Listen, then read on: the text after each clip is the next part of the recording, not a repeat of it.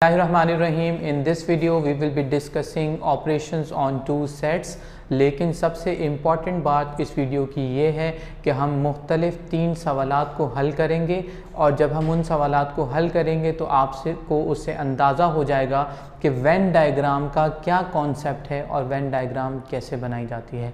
एक बहुत ही important video है, शॉर्ट वीडियो है, एंड तक देखिएगा और आप सीखेगा कि हम यूनियन कैसे फाइंड करते हैं, इंटरसेक्शन कैसे फाइंड करते हैं और डिफरेंस कैसे फाइंड करते हैं, और जब हम इन्हें सिंप्लीफाई करते हैं तो उसके साथ साथ हम डिसजॉइंट सेट की या ओवरलैपिंग सेट की या सब सेट की डायग्राम्स को कैसे बनाते हैं। अब हम स्टार्ट करते हैं पहले क्वेश्चन से। क्वेश्चन आपके सामने लिखा हुआ है and it is asking to find A union B and A intersection B and A minus B when this set A is equal to 1 2 3 and set B is equals to 4 5 6। जब कभी भी आप किसी भी सवाल को हल करने की कोशिश करेंगे तो आपको हमेशा जहन में ये रखना पड़ेगा कि जो सेट आपको दिए जा रहे हैं उनका आपस में क्या रिलेशनशिप है। So let's understand it. What are the elements of set A? 1, 2 and 3. And what are the elements of set B? 4, 5 and 6. इसका मतलब ये हुआ कि दोनों के एलिमेंट्स अलग अलग हैं। अगर दोनों के एलिमेंट्स अलग अलग हैं तो ये कौन से सेट्स हैं? डिसजॉइंट सेट्स हैं। आप इसलिए देख सकते हैं कि डिसजॉइंट के हिसाब से मैंने डायग्राम जो बनाई है, वेन डायग्राम, दोनों को सेपरेटली बनाया यानी अलग अलग बनाया क्योंकि इसमें कुछ कॉमन नहीं था। अब हम सबसे पहले समझते हैं यूनियन को। यूनियन कैसे फाइंड किया जाता है आप देखेंगे। पैटर्न का सबसे ज़्यादा ध्यान रखना है आपने। ए यूनियन बी, तो ए यूनियन बी का मतलब कि पहले आप सॉल्यूशन लिखें, फिर ए यूनियन बी लिखें, फिर यूनियन का मतलब है कि पहले ए लिखा जाएगा, फिर यूनियन, फिर बी लिखा जाएगा। ये याद रखिएगा कि अगर बी यूनियन ए होता तो आपको बी पहले लिखना पड़ता और ए को बाद में लिखना पड़ता।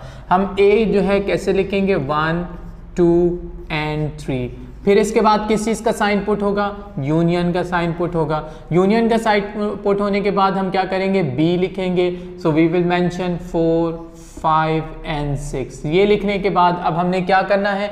समझना ये है कि यूनियन का क्या मतलब है। यूनाइटेड का मतलब क्या है? ये यूनियन का मतलब क्या है? यकजा करना, एक जगह करके लिखना।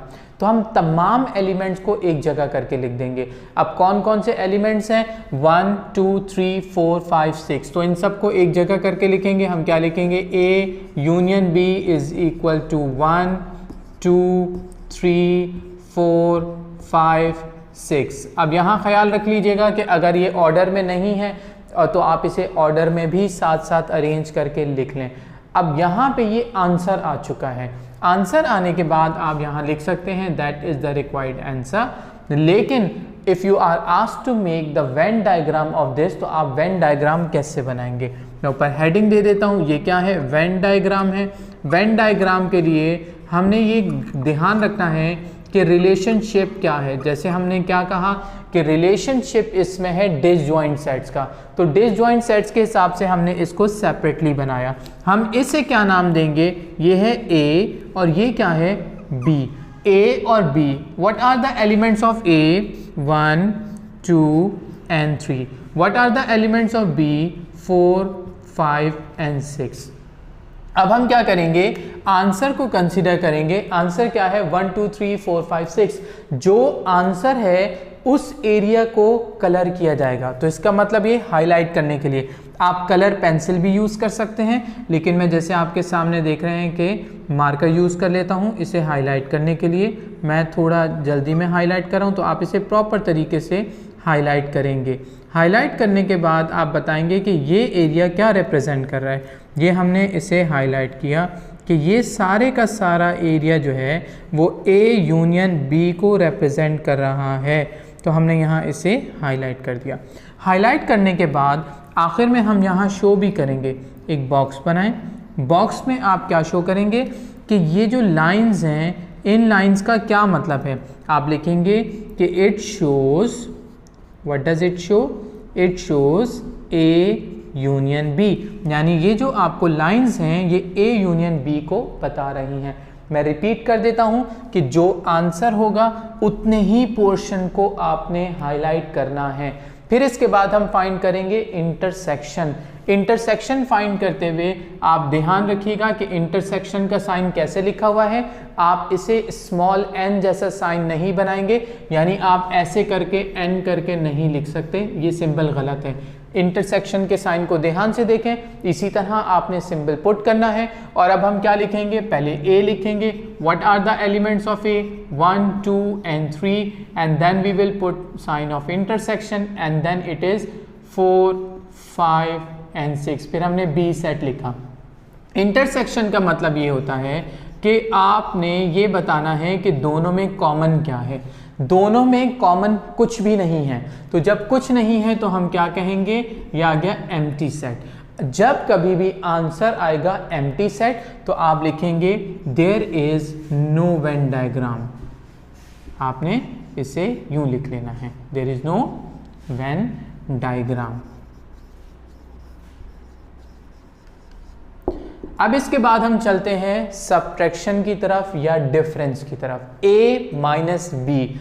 a माइनस बी का मतलब क्या है, a माइनस बी का मतलब है कि पहले हम लिखेंगे a के एलिमेंट्स क्या है 1 2 and 3, माइनस का साइन पे क्या लिखेंगे 4 5 and 6। अब माइनस में आप हमेशा सब्ट्रैक्ट में जो सेम एलिमेंट्स होते हैं उन्हें आप कैंसिल कर देंगे, लेकिन सिर्फ और सिर्फ फर्स्ट सेट के बच जाने वाले एलिमेंट्स को लिखेंगे। अब हम देखेंगे कि यहाँ कुछ सेम है ही नहीं तो कैंसिल नहीं हो रहा, तो क्या बच जाएगा, कंप्लीट ये सेट बच गया, सिर्फ इससे लिख लेंगे a माइनस बी। अब हम यहाँ लिखेंगे 1 2 and 3, और ये क्या है, आंसर है, आंसर मेंशन कर दिया। इसी तरीके से यहाँ भी हमने आंसर लिखना था, ये भी आंसर हमने मेंशन कर दिया। अब हम यहाँ लिखेंगे कि ये सेट A है और ये सेट B है। सेट A और सेट B को हम एलिमेंट्स को शो करेंगे। एलिमेंट्स क्या हैं, 1 2 3, और यहाँ क्या है 4 5 6। मैंने आपसे कहा कि जो आंसर है उसके हिसाब से आप एरिया को हाईलाइट करेंगे। तो what is the answer over here, 1 2 3। So 1 2 3 answer है, तो हम इसे हाईलाइट कर देंगे। इसे कैसे हाईलाइट किया जाएगा, आप देख सकते हैं कि जैसे मैंने आपको पहले बताया था, आप कलर पेंसिल यूज़ कर लीजिए और इसे कम्प्लीटली कलर कर लें ताकि ये ज़्यादा हाईलाइट हो जाए, वाजे हो जाए और एग्जामिनर को एक नज़र में पता चल जाए। अब यहाँ भी हम शो करेंगे कि ये लाइंस किससे रिप्रेजेंट कर रही हैं, तो हम लिखेंगे कि दीज लाइंस या दिस एरिया ये रिप्रेजेंट कर रहा है किसे, it shows a minus B. यहाँ पे ये क्वेश्चन कंप्लीट हो जाता है, लेकिन ये एक डिसजॉइंट सेट का क्वेश्चन था। डिसजॉइंट सेट्स के क्वेश्चन को हम सिंप्लीफाई कर चुके हैं। मैं चाहता हूँ कि हम एक क्वेश्चन करें ओवरलैपिंग सेट का और एक क्वेश्चन करें सबसेट और सुपर सेट का, ताकि आपको उनकी वेन डायग्राम्स का भी अच्छे तरीके से अंदाज़ा हो जाए। Now let's understand question 2 and let's see the sets which are given. So the given sets are A and B, and the elements of set A are 1 2 and 3, and the elements of set B are 3 4 and 5. तो हम यहाँ देखेंगे कि हमें 3 दोनों में common element नज़र आ रहा है। आप देखें कि यहाँ भी 3 दिया हुआ है और यहाँ भी 3 दिया हुआ है। यहाँ 1 और 2 डिफरेंट हैं और यहाँ 4 और 5 जो हैं वो डिफरेंट दिए जा रहे हैं। तो इसका मतलब ये हुआ कि जब कुछ एलिमेंट्स कॉमन हों और कुछ एलिमेंट्स डिफरेंट हों तो ये बनाते हैं ओवरलैपिंग सेट्स। आप ओवरलैपिंग सेट के हिसाब से डायग्राम देख सकते हैं कि ये सेट A है और ये सेट B है और ये एक दूसरे को ओवरलैप कर रहे हैं, यानी कुछ पोर्शन एक दूसरे को कवर कर रहा है और कुछ पोर्शन अलग मौजूद है।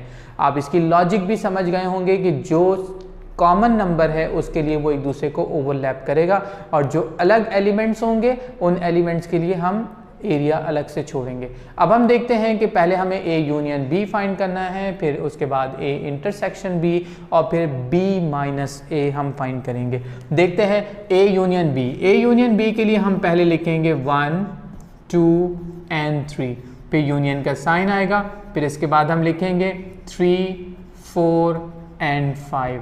ब्रैकेट्स को प्रॉपर तरीके से बनाएंगे। हर स्टेप में जहाँ जहाँ जो स्टेप है A यूनियन B को लिखेंगे। ऐसा नहीं कि फर्स्ट स्टेप में लिखा और सेकंड स्टेप में नहीं लिखा।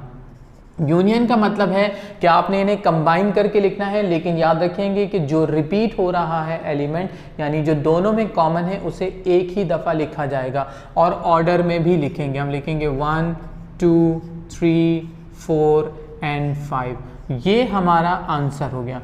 इस आंसर के हिसाब से हमने वेन डायग्राम बनानी है। वेन डायग्राम के लिए पहले आप इनके कॉमन एलिमेंट्स को देखेंगे, तो ये 3 है, ये सेट ए था और ये सेट बी, तो इसका मतलब 3 एलिमेंट दोनों का है, तो यहाँ बीच में आ गया। फिर इसके बाद यहाँ क्या आएगा 1 और 2 जो ए में मौजूद है लेकिन बी में मौजूद नहीं है, और बी में 4 और 5 मौजूद है लेकिन ये ए में मौजूद नहीं है। हम आंसर के हिसाब से एरिया को कवर करते हैं, कलर करते हैं। तो मैंने आपको पहले भी कहा था कि आप कलर पेंसिल यूज़ कर लें, लेकिन मैं इसे हाईलाइट करने के लिए लाइंस ड्रॉ कर देता हूँ। तो आप देखें 1 2 3 4 5, इसका मतलब ये है कि कंप्लीट एरिया जो है यहाँ पे कवर हो जाएगा। अब हम कंप्लीट एरिया को कवर करने के लिए मैं इस तरीके से मेंशन कर रहा हूँ, लेकिन आप इसे प्रॉपर तरीके से कंप्लीट कलर कर देंगे और जिससे ये अंदाज़ा हो जाएगा कि ये कलर्ड एरिया जो है वो शो कर रहा है, रिप्रेजेंट कर रहा है ए यूनियन बी को। यहाँ इसे भी कलर कर लेते हैं, हाईलाइट कर देते हैं और ये एरिया भी हाईलाइट हो चुका। और हम ये लिखेंगे कि it shows this coloured area shows A union B. इसके बाद नेक्स्ट क्या है, अब हम फाइंड करेंगे ए इंटरसेक्शन बी, और ए इंटरसेक्शन बी के लिए हम पहले लिखेंगे सेट ए जिसके एलिमेंट्स है 1 2 एंड 3। फिर इसके बाद इंटरसेक्शन का साइन, प्रॉपर साइन लगाएंगे। इसके बाद हम क्या लिखेंगे 3 4 एंड 5, यानी हमने कौन सा सेट लिखा, सेट बी लिखा। इंटरसेक्शन का मतलब है कि आप कॉमन एलिमेंट्स को लिखते हैं। अब हम यहाँ कॉमन एलिमेंट देख सकते हैं कि एक ही कॉमन एलिमेंट है, तो हम उसे लिख लेंगे कि क्या है 3 लिखने के बाद हमने यहाँ आंसर मेंशन कर दिया क्योंकि ये रिक्वायर्ड आंसर है। But we need to make the Venn diagram of this. So हम वेन डायग्राम कैसे बनाएंगे, वैसे ही एलिमेंट्स को लिखेंगे 3, यहाँ लिखेंगे 1 2 और यहाँ लिखेंगे 4 5। आंसर क्या है, सिर्फ 3। तो हम सिर्फ इतने ही पोर्शन को हाईलाइट करेंगे। जैसे आप कलर पेंसिल यूज़ करेंगे तो इतने ही पोर्शन को आप कलर पेंसिल से शो करेंगे कि ये हमारा रिक्वायर्ड आंसर है, और ये कलर्ड एरिया शो कर रहा है ए इंटरसेक्शन बी को। फिर हम लिखेंगे b माइनस ए। यहाँ आपने ख्याल ये रखना है कि पहले आप b लिखेंगे और फिर a लिखेंगे। तो हम पहले b क्या लिख रहे हैं 3 4 एंड 5, और फिर इसके बाद माइनस का साइन, और a क्या है 1 2 एंड 3। अब हम सब्ट्रैक्ट करेंगे। सब्ट्रैक्ट करने में या डिफरेंस लेने में जो सेम एलिमेंट है वो कैंसिल, यानी 3 से 3 कैंसिल। आप इसे कैंसिल शो नहीं करेंगे, बस सिर्फ आप ये अस्यूम कर लें कि ये कैंसिल हो गया। फर्स्ट सेट में बच जाने वाले एलिमेंट्स क्या हैं 4 एंड 5, तो हम सिर्फ 4 और 5 को ही लिखेंगे। सेकंड सेट में बच जाने वाले एलिमेंट्स को नहीं लिखा जाएगा। यही हमारा रिक्वायर्ड आंसर है। और आंसर लिखने के बाद अब हम क्या करेंगे, यहाँ इसमें शो करेंगे। यहाँ क्या आएगा 3। अब तक आप समझ चुके हैं कि हम एलिमेंट्स को कैसे लिखते हैं, और आप ये भी देख रहे हैं कि आंसर क्या है 4 एंड 5। तो जो आंसर है उतने ही एरिया को कवर किया जाएगा, यानी उसको आपने कलर कर देना है। और हम इसे हाईलाइट कर देते हैं कि ये हमारा आंसर था और यही पोर्शन है। ठीक है, इस पे हमने हाईलाइट कर दिया और यहाँ लिखेंगे कि this coloured area shows b minus A. इसके बाद हम एक मज़ीद क्वेश्चन सिंप्लीफाई करेंगे जिसका यूनियन, इंटरसेक्शन और डिफरेंस फाइंड करेंगे, और वो दो सेट आपस में सुपर सेट और सब सेट का रिलेशनशिप रखेंगे। क्वेश्चन 3 में आप सेट ए और सेट बी पे फोकस कीजिए। क्या दिया जा रहा है, सेट ए एलिमेंट्स हैं 1 2 एंड 3, और सेट बी में सिर्फ 3 दिया जा रहा है। तो आप जानते हैं कि अगर बी के तमाम एलिमेंट्स सेट ए में मौजूद हों तो बी कहलाता है सबसेट और ए कहलाता है सुपरसेट। तो इसका मतलब ये हुआ कि सबसेट और सुपरसेट के हिसाब से वेन डायग्राम को बनाया जाएगा। आप देखें ये वेन डायग्राम, ये जो है वो रिप्रेजेंट करेगा सेट ए को जो कि सुपरसेट है, और सुपरसेट में ही मौजूद होगा सबसेट। ठीक है, हम इसे समझते हैं। पहले यूनियन फाइंड करते हैं, फिर उसकी वेन डायग्राम, फिर इंटरसेक्शन और फिर डिफरेंस देखेंगे। अब B यूनियन A, तो इसका मतलब है कि पहले सेट B लिखा जाएगा, यूनियन का साइन आया, फिर सेट A लिखेंगे 1 2 एंड 3। इसके बाद हमने क्या लिखना है, B union A is equal to, यहाँ पे आप देखें यूनियन का मतलब इन्हें कंबाइन करके लिखेंगे 1 2 और 3 आ गया। 3 2 दफ़ा था लेकिन एक दफ़ा लिखा गया और इसे हमने ऑर्डर में भी अरेंज किया। अब हम यहाँ देखेंगे कि ये सेट B है और ये सेट A है। सेट B के एलिमेंट्स क्या हैं? एक ही एलिमेंट है जो कि 3 है और यहाँ क्या बच गए 1 और 2। अब आप देखें सेट A में 1 2 और 3 तीनों मौजूद हैं, सेट B में सिर्फ और सिर्फ 3 मौजूद हैं। अब ये लॉजिकल भी है। आप देखें आंसर क्या है 1 2 3। इसका मतलब ये है कि ये कंप्लीट पोर्शन जो है वो कलर्ड होगा। तो कंप्लीट पोर्शन जो कलर्ड हो रहा है उसे मैं हाईलाइट कर देता हूँ। आप यहाँ देखें ये भी इसमें कंप्लीट पोर्शन में कलर्ड में आएगा, तो हम इसे भी हाईलाइट कर देते हैं। ये हाईलाइट हो गया और हम क्या लिखेंगे? It shows B union A। फिर इसके बाद है B इंटरसेक्शन A। तो हम पहले सेट B लिखेंगे जिसका एक ही एलिमेंट 3 है, इंटरसेक्शन का साइन आएगा और सेट A 1 2 3 आ गया। इंटरसेक्शन का मतलब है कि हम इसमें कंबाइन जो कॉमन है उसे लिखेंगे। कॉमन एलिमेंट क्या है? सिर्फ 3 है और यही आंसर हो गया। यहाँ मिसिंग क्या था? हमें B इंटरसेक्शन A ज़रूर लिखना चाहिए। अब इसके बाद हम दोबारा B के एलिमेंट्स क्या हैं? 3 और A के एलिमेंट्स हैं 1 2 एंड 3। अब हम क्या करेंगे? यहाँ हम हाईलाइट करेंगे उस पोर्शन को जो पोर्शन हमारा आंसर को रिप्रेजेंट करेगा 3। तो इसका मतलब है कि हम सिर्फ इसे ही रिप्रेजेंट करेंगे, यानी ये हाईलाइट हो गया, यही हमारा रिक्वायर्ड आंसर है। और हम लिखेंगे कि this coloured area shows B intersection A। फिर है B minus A। B minus A के लिए पहले लिखा जाएगा सेट B। सेट B क्या है? 3। फिर माइनस A क्या है? 1 2 3 लिख लिया। अब इसके बाद हम इसे सब्ट्रैक्ट करेंगे तो आप देखें कि ये कंप्लीटली कैंसिल हो गया।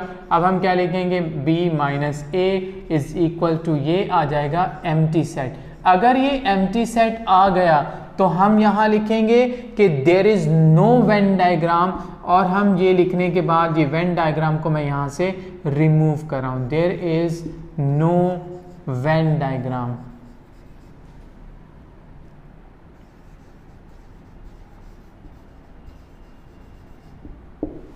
यहाँ पे वेन डायग्राम मौजूद नहीं है, वेन डायग्राम को यहाँ रिमूव कर देते हैं क्योंकि एम्प्टी सेट का कभी भी वेन डायग्राम नहीं बनाई जाती। ये क्वेश्चन कंप्लीटली सिंप्लीफाई हो चुका। यहाँ तक हमने A union B, A intersection B और इनके डिफरेंस को देखा। अब हम डिफरेंस को एक मुख्तलिफ एंगल से देखेंगे और समझेंगे कि वो डिफरेंस कैसे फाइंड किया जाता है। क्वेश्चन में हमें सेट A दिया जा रहा है 1 2 3 और सेट B दिया जा रहा है 3 4 एंड 5। अब हम इनके एलिमेंट्स को कंसीडर कर रहे हैं, लेकिन हमने क्या फाइंड करना है? ये एक न्यू सिंबल आपके सामने मौजूद है, इसे पढ़ते हैं A delta B। A delta B है क्या? ये symmetric difference of set A and set B कहलाता है। इसे कैसे फाइंड करते हैं? इसे फाइंड करने के दो प्रोसेस हैं, इसे फाइंड करने के दो मेथड्स हैं। हम फर्स्ट मेथड को कंसीडर करेंगे, फिर सेकंड मेथड को कंसीडर करेंगे। फर्स्ट मेथड क्या दिया जा रहा है? देखें A delta B, set A लिखा, डेल्टा का साइन लिखा और सेट B लिख लिया। अब इसमें कॉमन क्या है? 3 और हम 3 जो कॉमन है उसे कैंसिल करके यहाँ क्या बचा? 1 2 और यहाँ क्या बचा? 4 5। इससे पहले जो हम डिफरेंस फाइंड कर रहे थे, जहाँ माइनस का साइन पुट करते थे, तो वहाँ आपको याद होगा कि हम कॉमन एलिमेंट्स को कैंसिल करने के बाद सिर्फ पहले सेट के बच जाने वाले एलिमेंट्स को लिखा करते थे और सेकंड सेट के बच जाने वाले एलिमेंट्स को नहीं लिखते थे।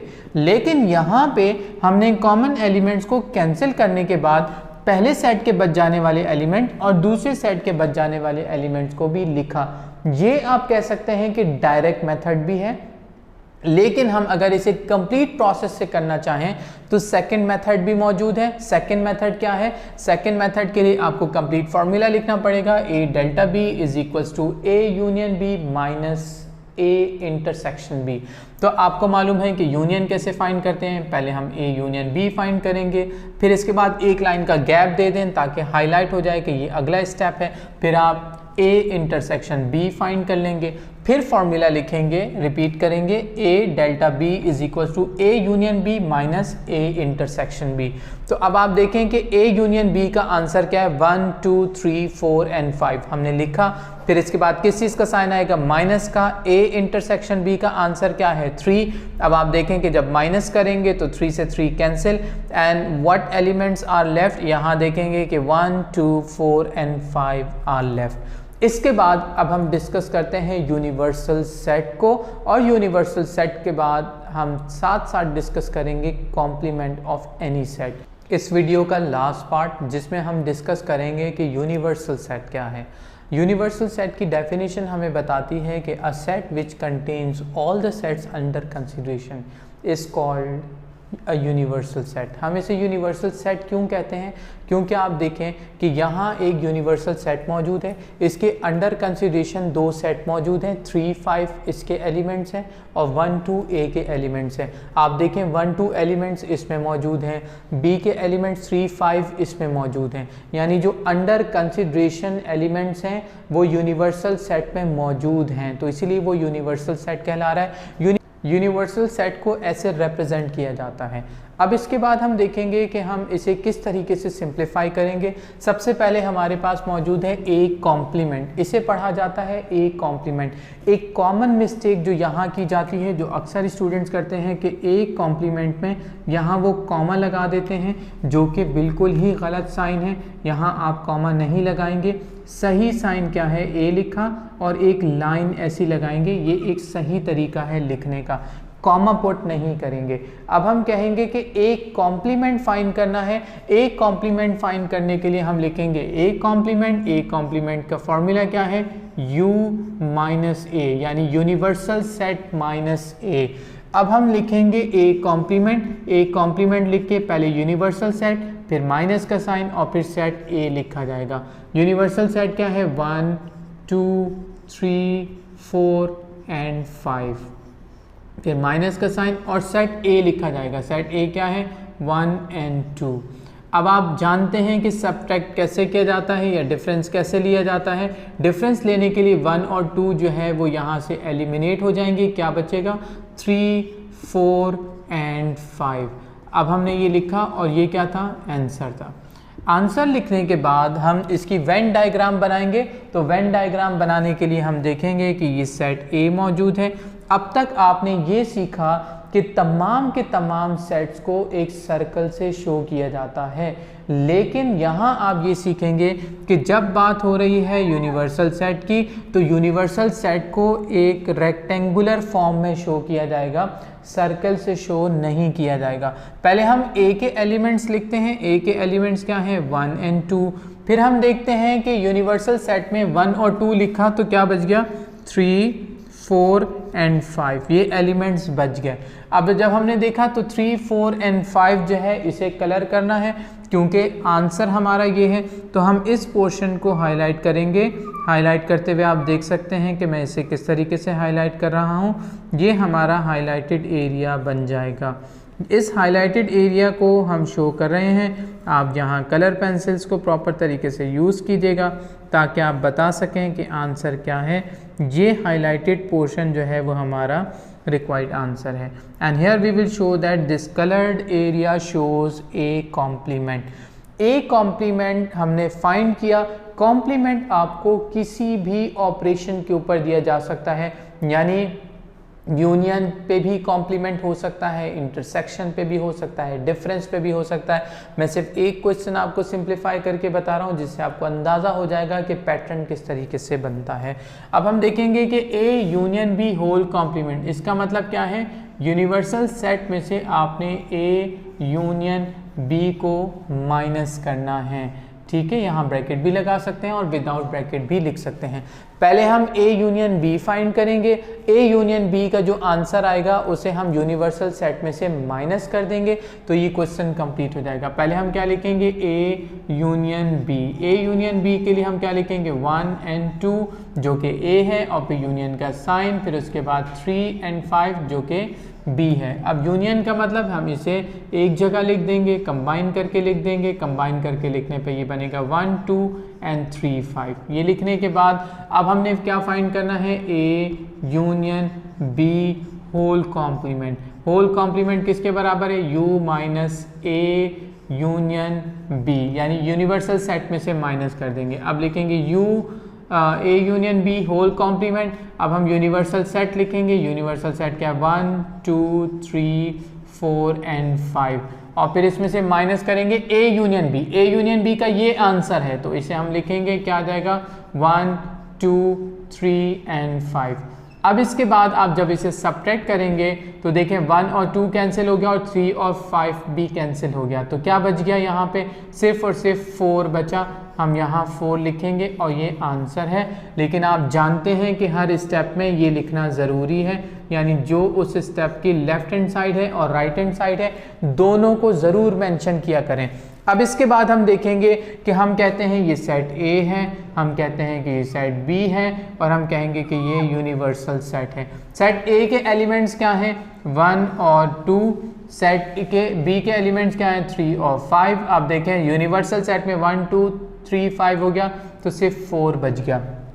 आंसर हमारा है 4, तो इसका मतलब है कि हम सिर्फ 4 वाले कंप्लीट एरिया को जो है वो कलर कर देंगे या शेड दे देंगे वहाँ पे, जिससे ये हाईलाइट हो जाएगा कि हमारा आंसर क्या है, वो हमारे आंसर को रिप्रेजेंट करेगा। अब हम इसे कंप्लीट तरीके से हाईलाइट कर देते हैं।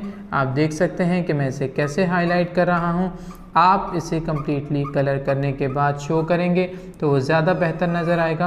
कोई सा भी डिसेंट सा कलर आप ले सकते हैं जिससे आप इसको हाईलाइट कर सकते हैं, और आप क्या कहेंगे, it shows A union B whole complement. यहाँ पे ये वीडियो हमारी कंप्लीट हो जाती है। अगले पार्ट का इंतज़ार कीजिएगा, मज़ीद सीखिएगा। आपको अल्लाह हमेशा खुश रखे। अल्लाह हाफिज़ एवरीवन।